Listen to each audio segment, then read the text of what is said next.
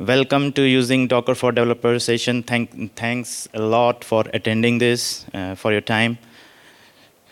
So I will be an MC for today. I am one of the Docker captain. And in this track, we are going to talk about how you are going to use Docker tools in your day-to-day activities as well as in your infrastructure. So we have a first speaker who is an awesome gentleman as well as the Docker captain. He is currently working as a DevOps solution architect at Boxboat. He is a frequenter Stack Overflow. He has around 55,000 reputation in the Stack Overflow. And his answers to the queries has reached around 5 to 6 million users. So let us welcome Brandon Michel onto the stage. Thank you. All right, the first slide here, I've got the Twitter and stuff like that, but the important part of the first slide is the GitHub link. So if you want to check that one out, all these slides, I'm not even using my own laptop to start with, they're all up online, so you can check them out later on. If I go too fast for you, feel free to have a look later on over there. So let's jump into this. First, who am I? I already got most of it here, the solutions architect at Boxboat part. I am a Docker captain, and the Docker captains, for those that don't know, we love spreading the knowledge about what Docker is. We're part of the community, not Docker employees at all. And the way they pulled me in there was after I answered way too many questions on Stack Overflow, like we said. So over 1,000 answers given so far just on the Docker tag itself. All right, so who here is a developer? Show of hands. All right, I'm outnumbered just by a little bit. I'm coming over here from the ops side of the house. So like any true ops side, if you do DevOps right, the operations team is trying to automate themselves out of a job, so let's see if I can do that. Just don't tell my boss. All right, so the first thing a lot of people do on day one is the full hard drive error. We get this a lot when we're doing Docker containers a whole lot. We pull in lots of images, lots of containers. And Docker gave us the tool to fix this a while back, the DrSystem Prune command. And it does exactly what it tells you it's going to do. It's going to go through, clean the stop containers, it's going to clean up the unused networks, stuff like that. But it's also doing exactly what it's going to tell you it's going to do. So if you run this in production, you might have stop containers that you didn't want to clean up. So be aware that what it cleans is exactly what it says. And also, if you ever ran this on the server running your builds, it's going to clean up your build cache. And so that's potentially some files you didn't want to clean up there. So it's also not cleaning up some other stuff that you may want to have cleaned.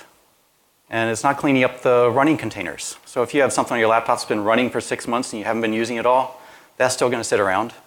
And more importantly, all the logs for those containers are going to sit around. Also, if you have an image that you pull down that is tagged, it's not going to clean that up. Volume's the same thing. It's not going to clean those up unless you flip some extra switches on this. But to just jump into the easy option here, if you're doing this, I actually stole this tip from Brett Fisher a while back. Another fellow Docker captain out there. This is I call it the YOLO option. This is throw risk to the wind. Don't care if it's going to break everything, just run it on there. So this is a good one for your laptop, maybe a dev environment, maybe not so great for production. And this just says, go out there, mount the Docker socket in a container. You know, we're solving Docker problems, let's solve it with Docker. Using the Docker container, so I have the command line, and just every hour, do a prune on the machine. So there you go, you just automated a whole bunch of the cleanups there. You're not running this command by hand all the time. If you got a swarm cluster, you can do this across the entire cluster with one command too. The volume mount looks a little bit different. We've got a bind mount instead of the -v for the volume option. And the scheduling is with the mode equals global, which means every time you bring a new node into the cluster, it's automatically going to clean up right out of the box. So again, this is the high risk option. I've had problems where I've done this kind of stuff in a near production environment. Reboot the servers, something like DTR doesn't come back up after a reboot, and all of a sudden all my DTR replicas just got deleted. So be careful when you use this in production. There are options you can put more flags on this. So what's not cleaned up though is the log files.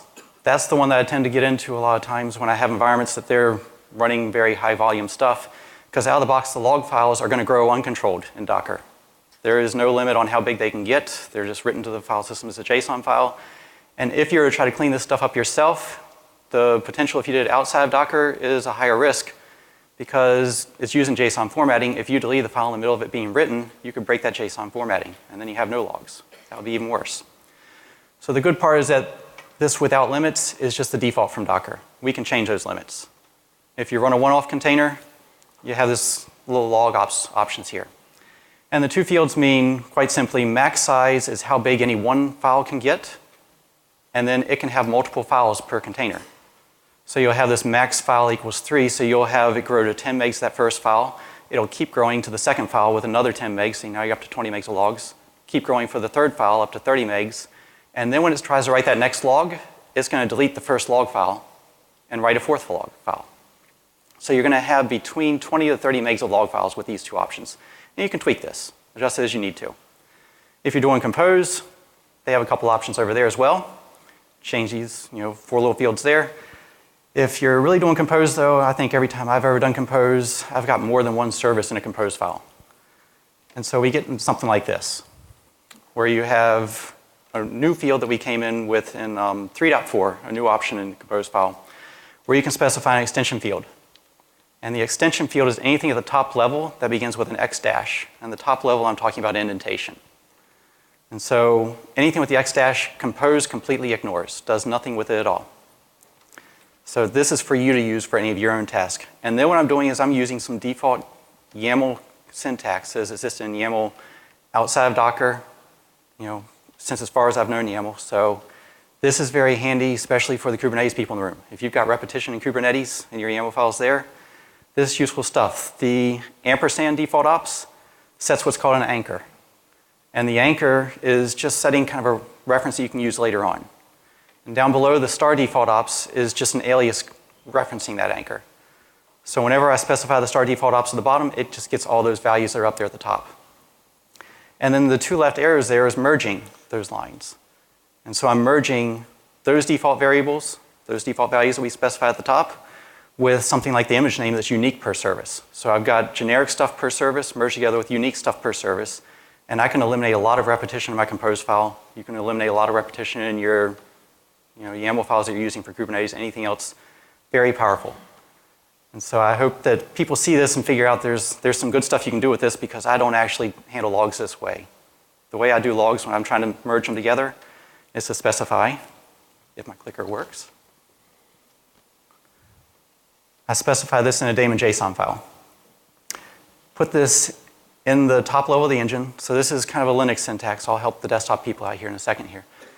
But you specify the two options there. And what this does is every new file that you start, every new container you start up from this point forward will default with these two options. So right here, if you ever do this on your laptop, you've immediately solved the solution for all your log files growing too big indefinitely in the future. It won't handle all the existing containers, the ones that are already up and running, but any new container will get handled by that. And to load this into a Docker engine, you don't have to stop Docker. You just do a system control reload Docker. That just on the fly reloads the Docker engine, reads that file, and applies those changes. But again, to any new containers that are created. So, in terms of the other people in the room, if you've got Docker for desktop, Mac folks, you've got an option here. It's got the daemon tab in there, and then the advanced section in there. Specify your own daemon JSON file. And the same thing for the Windows users. Did I just go too far there? No. For the Windows users, same options. Daemon, go to the advanced tab. You can specify your own options there. So not Linux only. For everybody on the desktop side as well. You get these features as well. All right, so hopefully if we've done this, we're no longer filling hard drives up. I just automated myself out of a couple hundred jobs simultaneously here. So let's talk networking. Who here might be hiring? I might need a job in a second. No, sorry. Not a recruiting session. Also not the hallway track, but I do have one at 1 o'clock just after this. If you want to chat about that. Let's talk about IP networking. And the stuff that I see a lot of times, especially 2 days ago when I first hooked up to the Wi-Fi here, was finding out that the subnets that Docker has defined for my containers that are running inside of Docker were colliding with the subnet of the Wi-Fi network here. And this happens to us developers all the time. If you spin up a lot of networks on your own laptop in Docker, you go to the coffee shop, you go to the hotel, you go home, go to work, you're seeing different networks. And Docker, when you spin up a network, it just looks at what it can see right now, not the other stuff that you could potentially be talking to. So back in the day, we had the option BIP. That's the bridge IP that you can specify to all the other, for Docker to start up with when it runs its own little internal network. This is the Docker 0 network that you might see under the covers in Docker. So that's going to handle just the containers you spin up without specifying a network. What we finally got in 1806 was the ability to specify default address pools. And when you put this in your daemon JSON file, this tells Docker when it picks its own networks to specify for bridges that it's going to create under the covers, anything you specify with something like a Docker compose file, where you're creating a network per compose stack, it will pick from this subnet range and not some other subnet range that it happens to see available right now, which won't be available later on when you hook up to the conference Wi-Fi. So this will help us out with local bridge networks. There's another option we needed later on with everybody trying out Swarm. We got that with the Docker Swarm init options that came in just after that. If you specify multiple, it kind of looks like this syntax here where you have multiple address pools. And otherwise, it's the exact same format. You specify the subnet range you want to pick from, and the second option there is a mask length. We had the same size option on the last screen. We're specifying how big of a subnet to allocate for each one of our networks that we create. So we get this, and hopefully we're no longer having network collisions. The other thing I see a lot of people running into is that they're trying to debug networking for Docker containers. And it's a challenge because the Docker container is running in something like an overlay network or a bridge network. It's not on the host network itself. And if you try to use your default network debugging tools, you don't get the visibility. You can't see the traces of the packets going all the way in there. So we've got the default flavors of the networks out there we've seen today: bridge, overlay, host, and the none that you might see out of the box with Docker. There's another network type that not a lot of people use, which is you can specify when you start up a container to use the network namespace of another container on the machine. So this is very useful in a syntax like this. If you're running your application listening on port 80 on the machine, and you spin that up, and you want to look at the traffic or look at the network usage inside that container, on those ports. If you do a Docker run for another sidecar container effectively, this is what we're getting to is what the Kubernetes people have had for a very long time with pods. We're just doing the same thing in a Docker container. You can specify the network is a container, and the other container name. And when you do that, the netshoot container that we're kicking off here, that's not listening on port 80, but it's in the same network namespace as another one of our applications that is. And so from there, we can look and debug those other containers that are out and running in our environment. The famous thing here is whenever I see someone migrate an application into Docker, they're listening on 127.0.0.1, the loopback, and that doesn't work from outside of Docker. This is a quick way you can debug that without putting any network debugging tools inside of your application. You don't have to change your image at all to implement this. You can do this on the fly to debug any application container that's up and running already. So that's nice for just checking the listening sockets. If we want to do the same thing with something like a TCP dump, you can do that. Any network tool you wanted to.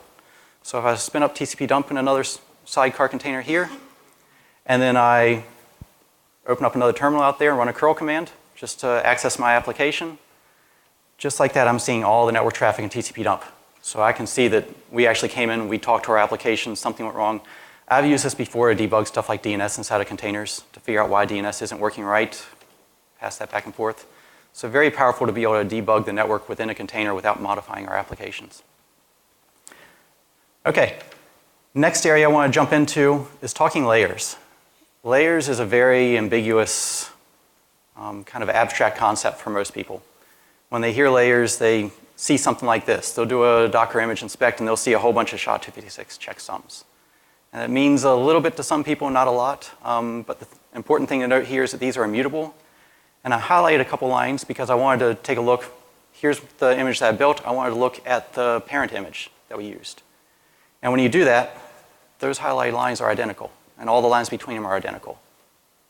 We don't change the layers on the file system when we build a new image. We don't copy them. We just reuse the same references to the original one. That's why when they're saying there's immutability under the covers, this is that immutability. So what most people are looking for, though, is a lot more than just a SHA-256 checksum. This is kind of boring and dry. I see the excitement in your faces already. So let's talk a little bit deeper here. You can go back to this other command from Docker. We've had this one for a while, too, Docker image history, where you can look at the actual commands that are run within the Docker image to create this image. And each of these lines is going in and creating a layer. So you can see each of these pieces. And ignore the 292 years old. My laptop is a clunker, but it's not quite that old yet. But the other, I think that's just a zero value from Go when you do these things in build kit.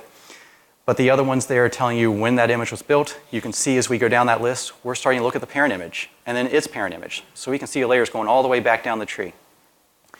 The really important part of this one, though, I think for most of us, is that we're looking at the size.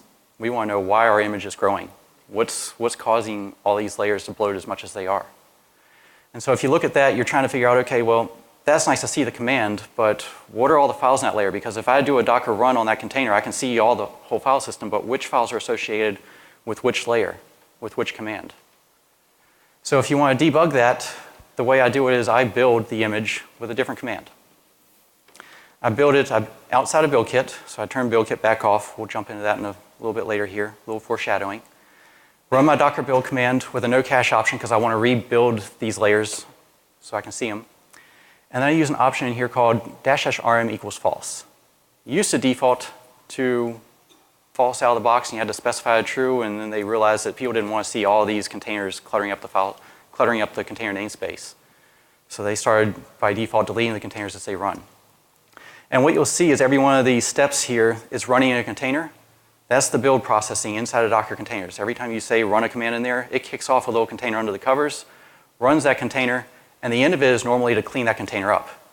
But now we've left it there. We haven't deleted it yet. So now I've given you something else you need to do a DrSystem Prune on top of to clean up. But before you do that, try out this command on some of those containers. Docker container diff. Look at those containers, and what you're going to see is all the files inside of that temporary container Docker spun up. All these files are exactly what goes into that container layer that you've got for that individual part of the image. So this is what's going into those layers, and there's a character in the front there. The A's mean we're adding a new file to our image, to our layer now. So we're adding another file into there. That's a new file. The C means we're changing something. If you change anything in a file, Docker does a copy on write. That's the copy on write kicking in with the C. And the last piece that I didn't have on this slide is a D flag. So if you have a RM command, anything that deletes a file within your images, it'll kick off that delete, but it's only going to modify from this layer forward. All the previous layers are immutable. You don't change them. So you didn't save anything over the network when you start pulling the image. You're not saving any disk space by doing that. In fact, you're taking up a little bit more disk space to track that you delete that file. So just kind of be aware when you're cleaning stuff up that you need to, if you have a temporary file, you want to clean that temporary file up in the same command that you created that temporary file. Otherwise, it's going to get written to that layer, and it's going to be persistent within that image whenever you ship it over the network. So that's kind of the first step here, is to try to consolidate the stuff. Look for anything that's triggering that copy on write. I dropped you a hint there. If you change timestamps on a file, if you change owners, if you change permissions on a file, any of the metadata, it's copying the entire file over from one layer to another. So if you do one copy command and then you do a run command that does a chmod on it, you just double the size of that file in the image when you do something like that. So look for those in your layers. Try to find ways you can isolate that. And we'll talk about in a second how you can use multi-stage to really reduce that. All right, the merging multiple run commands together. This is how people might start on day one. And this is how every Docker file you use looks pretty much today with those line feeds in there. And the reason they're doing that is that they are eliminating the temporary files in the layer. So that's why you see that everywhere. They're getting rid of those temporary files in the same layer they're creating in, so they never get written to the image layer. So we've got that nice little feature. We've seen that who knows how long. But this is the multi-stage build. Hopefully we got a lot of multi-stage build people in this room. If we don't, please start taking up multi-stage builds. It's going to save you guys so much. And all we're doing in here, we've had this for a couple years now, I'm spinning up a JDK in the top, so we have our entire compile environment in the first stage. I'm installing my tools like Maven in here. I can copy my code in, I can compile that code, and none of this gets shipped. All of this just sits on our build server. But these layers are now cached on the build server, so if we do another build later on, we can reuse that cache, so we're getting faster builds. Instead of recreating an entire layer that has everything in there and then trying to clean it all up before we write this out, we get this now cached so we can reuse it later on. And then down below, we're just copying the one little piece in there we need to copy. So just the jar file out of that, and we run that just in the runtime. So we get faster builds while at the same time reducing the size of our image. And that's what multi-stage gave us, and that was, multi-stage was awesome. We all like multi-stage. And then BuildKit kind of changed everything. So BuildKit threw in some crazy syntax. If you haven't played with it yet, they throw a comment line on the very first line there. But that comment is not a comment. It's in reference to Docker, they call it a parser directive. It tells BuildKit what syntax to use to process the front end for this Docker file. And you can change that. It's an image out there. You can change that image out and change your parser for how you process this Docker file. So you can add new features without waiting for another Docker engine to be released. That's some pretty cool stuff. So you get the new features in there, and the new feature we're adding in this screen here is run with a mount command. We can mount files into our container without ever writing them to the layer. When you mount something into a container, like a volume mount, something like that, that's not part of your image. That's completely outside of it. So if we mount this in at build time, we can access files that never get written into the container, that never get written into the layered file system. So we can reduce the size there. The first mount I'm running there is a bind mount. When you do a bind mount, you're making accessible files from the build context. When you do a build command, that little dot on the end of the line, that's your directory, your build context you're using. We're accessing that. It gets pulled in by default read-only. Not sure if they got a way you can pull that in and rewrite, but even if you could, you're writing it back to the build context, not to the server where you run the build from. It's kind of abstracted away from you.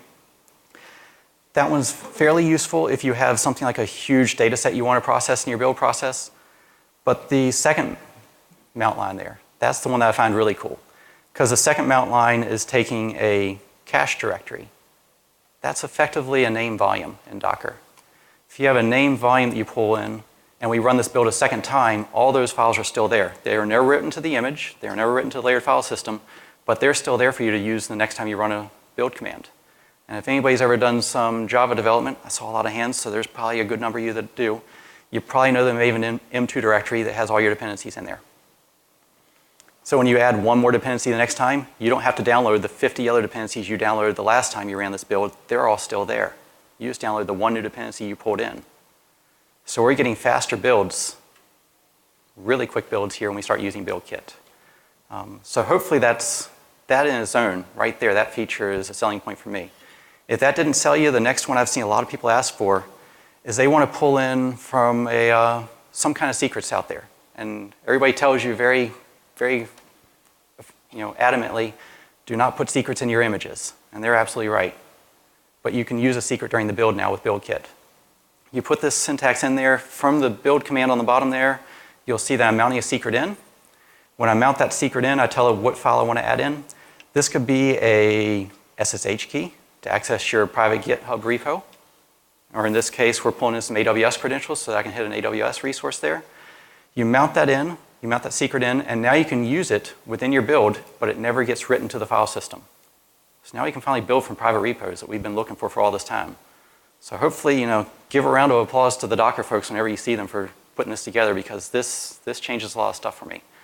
So if that sells it for you, if you're interested in trying it out, you can do it today with 1809. You just set a variable, export docker_buildkit equals 1. Specify that variable, and then every build you run from the shell is just going to have that turned on by default. It'll use BuildKit. And if you like that so much you want to make it permanent, you want to use it all the time, specify a daemon JSON option in there, little features, BuildKit equals true. That will change all of your builds going forward so that everything runs from this Docker engine, starts building with BuildKit going forward. Real easy feature to turn on, and it's going to speed everything up. Just try that out. It'll speed everything up, and then if something goes wrong, you can always turn it back off on a one-off build if you need to. Just set the Docker BuildKit equals 0 and run a build, and you'll turn it right back off again. All right, so that's the cool feature for me. That was the #1 selling point when I was back in San Francisco. I saw that. It was kind of mind-blowing, especially when you think of just changing our builds, what image we're using to build with. The other part I wanted to jump into as we finish this up here a little bit, we still got plenty of time though, is to look at volumes. And Docker has documented this stuff. I'm not expecting you to be able to read too much of this, but just know that Docker put documentation out there that specified using your local volume driver to mount other things just in a little locally named volume. They're specifying this one using a Btrfs, using an NFS file share. That's been out there for as long as I've known, but I've still known people that say, how on earth do I do migrating containers in a swarm cluster with persistent data? And we've got NFS. We've had NFS. It may not be the fastest, but it is definitely the easiest. And in a compose file, it looks just like this. Specify your compose file, the local volume driver. You don't have to install any third-party volume driver to make this work. Comes out of the box. Cool thing when you do this from Docker, that NFS address there, unlike if you do a normal mount command with NFS, you can use a DNS name in there. You can use a host name. You don't have to use an IP address. And the path where you want to mount it from. So if you use a syntax like this and spin up a service in swarm mode, you can migrate your containers across nodes in the cluster, and they're going to fire up and mount their data no matter what machine they run on. So now you have migrating containers with stateful data. Pretty easy to do. So this is a very easy option to do it with. But that's documentation that Docker's had out there for a while, so hopefully people knew about that. Again, you can mount other stuff in there. If you had a large data file on a file system, you didn't want to mount that whole file system on the machine, you can mount like an ext4 file system on your machine just as easily. Specify the device you want to mount it from, put that into your container, and it doesn't ever have to be mounted on the host itself. It'll just pull it straight in as another device you're mounting. Anything you can pretty much run from the mount command, you can do from here. So that's cool. A lot of us use Docker though. And the type of file system we've seen a lot of is overlay file systems. You can mount an overlay file system as a volume. Put that in there. And the type and the device or overlay, the key pieces here are the lower directory and the upper directory. The lower directory, think of it like your image layers. That's the read-only bits. You could have a huge data set that's read-only that you want to import into your container. You want your container to be able to write to it and have those changes be persistent, but only to that container and not modifying the underlying file system, not changing your other files. You can mount them in there as an overlay file system with a volume driver, and all the changes get written to upper. That's your read-write part of the layer file system there. So you can, just from Docker, we just got kind of a little bit recursive. We've got the overlay file system for the images, now we have an overlay file system here for running our volumes. So pretty cool feature. One quick disclosure here, that O option, I broke it for the slides. That is one long line if you ever try to write this yourself. All right, so the last option here I want to show you on some of the volume mounts. I see people that try to do this stuff where they're mounting a directory on the host. They don't want to use name volumes, but they're doing normally just like a host mount. So they'll mount in the home user test into the container in the test directory, something like that. They're doing a host mount. And they ask the question, how can I have Docker initialize that data for me? Because they're running this on a developer machine and they're used to name volumes, where name volumes will automatically initialize the content of the name volume from whatever was in the image. And host mounts don't do that. But a host mount is just a bind mount. It's just mapping a directory from one location to another. So if we do our mounts like this with just a mount command, because we can do a mount command just like any other thing from the volume now that we know this trick, you can do a bind mount that is a name volume, and Docker will initialize that directory on your host outside of the container from whatever content is inside the image in whatever directory you want to specify. So this is an easy option if you give images to other developers, stuff like that. They want to play with it and tweak the contents of some directory afterwards. They want it accessible. You can do this for them. But most developers I see are going the other direction. They've got code that they're mounting from their own laptop. They're mounting that code from outside into the container because they want to change it on the fly and they want to see those changes take effect immediately, right? I think that's the developer workflow we've seen a million times. If you do that, I have one quick disclaimer. Please, when you give this command to someone else, quote your path. If you quote your path, you'll make everybody happy with you, because if you give this command to someone else, that PWD is the current working directory. When someone else looks at that command and they run on their laptop, they'll invariably have a space in their path somewhere, and that PWD will break if you don't have quotes around it. So just a quick PSA. But what you'll have is an image that the evil operations team will give you that specifies thou shalt not use root. You've got to run your containers as some application user. So you got your code in there is running as an application user. And you'll make a developer compose file. The developer compose file, I'll read this one from the bottom of the top a little bit here. The M2 directory is that same M2 cache we want to mount in, so we want our composes to be able to reuse that as a developer. So this is the developer image, not the production image or the compose file. We want the code to be mounted from our developer environment, so we mount that in there as a host volume, just like we've always done in the past. And then we have a command that's kicking off that's just doing a Maven build and kicking the Java jar file off. So all we have to do when we run this is restart our image, restart our container that we're kicking off, and it will recompile our code and up and running. We'll see our new application up and running with whatever changes we had. And when we do that, the first thing we see is permission denied.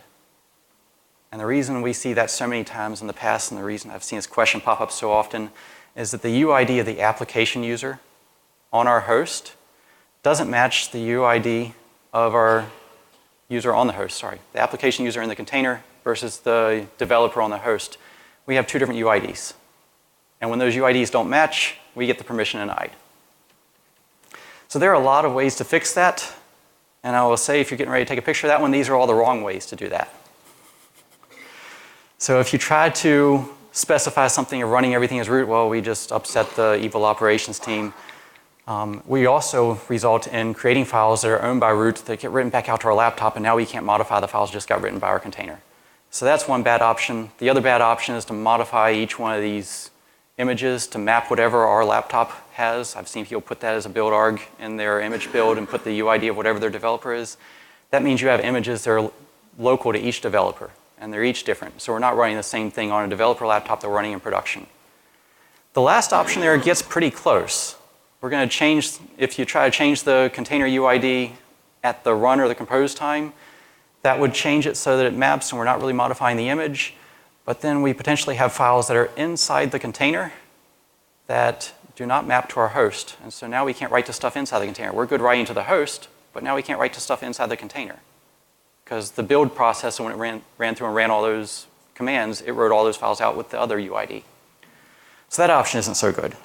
So I come from the ops side. The ops side, we have the solution that we can make a shell script. We can fix this. So I have to give you a disclaimer. If you're a developer, shell scripts aren't pretty. And it's not pretty. But we've got the old UID at the top there. That old UID that I'm pulling in, I'm grabbing the password entry from inside of our container and looking at that UID in there. The new UID I'm looking at is from the mount of that directory from our host. This is the directory mounted into the container as a bind mount. So we're looking at the two different IDs, our app user versus our host ID. If those two do not match, I run a user mod command. So I change the UID of the user inside the container to match our host. Modify it on the fly. So I have this as a little fixed perm script that I'm kicking off. Recursively at the end of this thing, I do a little find command that goes through and changes all the other files inside the container to match the new UID. And I can kick this off when I start the container up. And then I can fix the UID there. So what does that look like for our image? Well, I'm pulling in a little base image that I've got out there. So I have a little copy command at the very top, copy that file over. So that's going to pull in that little fixed permission script we were looking at. And then we have an entry point that we pull in. That entry point looks real simple, not too many lines. This is the good looking shell script, right? We check if we're running as root. If we're running as root, then we can do this stuff. If we're not running as root, then we have to kind of bypass these steps. And the fixed perm script we're kicking off, that's going to make our container match our host environment. So that's going to change the UIDs in the container to match whatever our developer machine looks like. And then we kick this line off next, the exec command. Anytime you do an exec, you replace whatever the shell is that you're running inside with whatever this command is that's after the exec. So the reason to do that is you don't want the shell as PID1 because you just start to block signals that get passed in. If you try to kill a container and it ever takes 10 seconds every time you kill that container, it's because you probably have a shell running as PID1 and it's just trapping that signal and doesn't get through to your application. So, pro tip there. The go SU command is just like any other SU command where you're switching to another user, but it also has an implicit exec inside of it. Normally you do an SU, the SU command is still running when the container is running.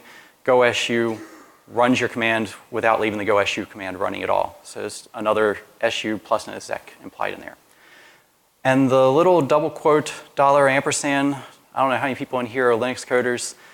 This is our command that we passed in on our compose file. Whatever command we specify to run, or if there was one that was already in the image, that command is getting passed through. And we just pass this through all the way and just say, kick that command off. So the entry point there becomes a little bit transparent that way. And if we aren't running as root, I just make this pass right through. So this works for development and production. Development, we can run stuff as root and fix all this stuff. Production, they're still going to say, thou shalt not be root on production. And then for the developers, you need to do one more thing. You need to start your container up as root. Because it needs to be able to kick that go SU command off. It needs to be able to fix the UIDs. So we just have this one little user line there where we change it to say run this container as root when we start it up. Our application is still running as the app user. But now that app user is going to match the UID and the GID on our host, no longer the UID and the GID of whatever was in the image when it was built. So you do that, and that is going to make the same image that you run in production work on all the developer machines. The other cool part about that is that the application users, when they're writing stuff out to their code directory on their machine, is going to be written out with the same UID, and any code in there is going to be accessible inside the container with the same UID. So we've eliminated that problem. We just made that stuff map just that easy. And yeah, in prod, your compose file would have none of that. The compose file would just say, kick this image off, no volumes, no user changes, anything else, very simple compose file. So that's the easy answer for me. I've seen that question a whole lot, and that's the shell script solution to solving that one little problem out there. So that's pretty much it. We finished them all up. I've been asked by Docker that if you like this presentation to fill out the survey. If you didn't, you can skip this part. Just go into the app, fill the survey out, click it, 5 stars, give you $1. All right. And if you have any questions, I promise on this last screen here, I've got the presentation that's out there on GitHub. I've got the base image that I was using out there on GitHub. The QR code goes right to this presentation. You can click that, get all these slides, download them. Presenter notes are also up there. You can see all the stuff that I forgot to say when I was talking too fast. And we'll answer the questions now. I'm also going to say at 1 o'clock, I've got a hallway track to talk more about multi-stage builds, build kits. I only hit the very top level. So if you want to talk deeper about that, feel free to hit me up in the hallway track at 1. Yeah, thanks, Braden. I think you mostly covered all the latest, the releases 8.06 and 8.09. Yep. So fantastic presentations. So if there is any questions, you can just raise your hands. See one way or on the left. Make you run. Anybody remember the old talk shows with the announcer running off with the mic? Thank you. I was really enjoying the presentation. I was wondering if you would be kind enough to show us the last Docker file just one more time. Last Docker file one more time. That's that it, one. yeah. Yeah. So I can take a picture. Yep, no problem. Slides are out there, though. You can download this. This is not even my own laptop. It's just GitHub link right there. You can pull it up. Shows up in a browser. Real easy. Okay, thank you very much. Yeah. Any other questions? Awesome. If there's no other questions, you guys get 5 minutes back. Longer lunch break for you.